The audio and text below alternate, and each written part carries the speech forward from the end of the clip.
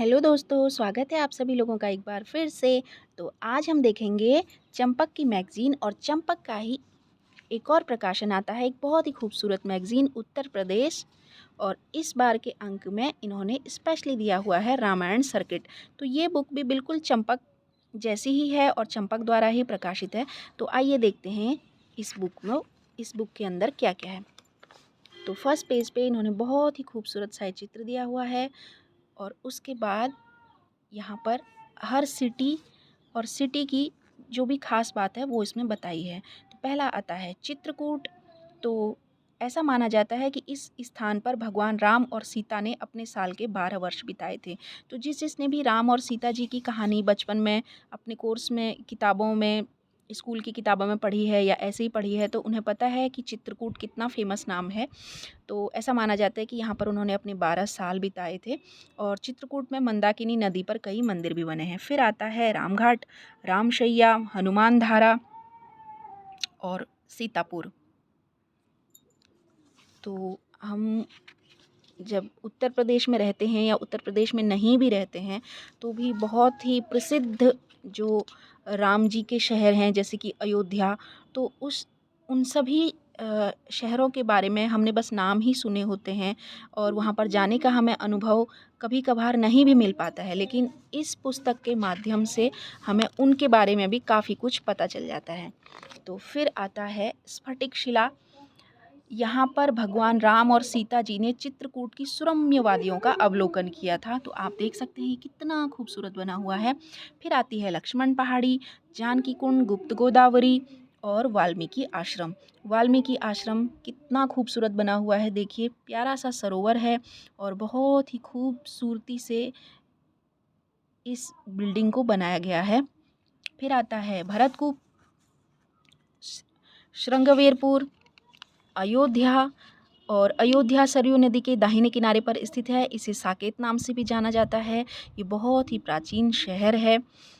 और फिर आता है रामकोट, ये देखिए कितना खूबसूरत है। और इस छोटी सी किताब में जो कि वैसे तो ये बच्चों के लिए है लेकिन बड़ों के लिए भी बहुत ही उपयोगी है। तो हमें इसमें उत्तर प्रदेश शहर, और क्योंकि ये स्पेशली इस वक्त रामायण सर्किट रामायण से ही स्पेशली ये रामायण के लिए ही है, तो हमें अयोध्या के बारे में काफ़ी कुछ पता चल जाता है। फिर आता है कनक भवन, फिर है गुप्तार घाट। और फिर यहाँ से बच्चों के लिए बड़ी खूबसूरत सी छोटी छोटी कहानियाँ आ जाती हैं। ऋषि की रामलीला। और यहाँ पर वही जैसे कि चंपक में होता है दादाजी वाला कॉलम, तो इसमें भी दादाजी और दशहरा है जिसमें दादाजी अपने दशहरा से रिलेटेड जो भी जानकारी है वो बच्चों को देते हैं। और फिर है यहाँ पर बच्चों का फेवरेट डमरू और योग शिक्षक। फिर है रिया की रामायण यात्रा, ये भी बहुत अच्छी कहानी है। फिर आता है एक्टिविटी टाइम, इसमें हमें क्योंकि गरबा अक्टूबर में नवरात्रि में गरबा होता है तो यहाँ पर डांडिया रिलेटेड एक्टिविटी दी हुई है। हमें जगह जगह पर छुपी हुई डांडियाँ ढूंढनी है। तो ये बच्चों के साथ की जाने वाली एक छोटी सी लेकिन बहुत ही इंटरेस्टिंग एक्टिविटी है। और फिर आता है फाइंड द डिफरेंस, अंतर बताओ। तो इस चित्र को चाहे आप बच्चों से ड्रॉ करने को कहें या सिंपली उनके साथ ये रावण की 10 मुँह वाली स्पेशल आकृति बनवाने को आप कह सकते हैं या सिंपली डिफरेंस ढूंढने को कहें, तो ये बहुत इंटरेस्टिंग एक्टिविटी है। और उसके बाद आता है डमरू की राम की पैड़ी की यात्रा। तो इसमें भी बहुत ही इंटरेस्टिंग वे में हम बच्चों को बता सकते हैं कि राम की पैड़ी की यात्रा क्या है।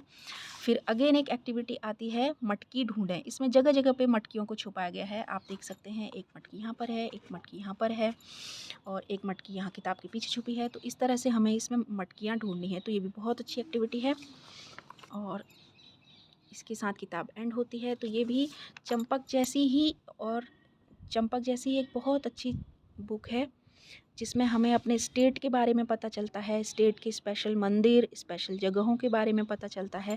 तो मेरे हिसाब से ये बुक भी बच्चों को ज़रूर पढ़नी चाहिए। चंपक बुक तो है ही अच्छी। तो ये थी छोटी सी वीडियो। अगर वीडियो पसंद आई हो तो वीडियो को लाइक कीजिए, शेयर कीजिए, सब्सक्राइब कीजिए। Thank you so much.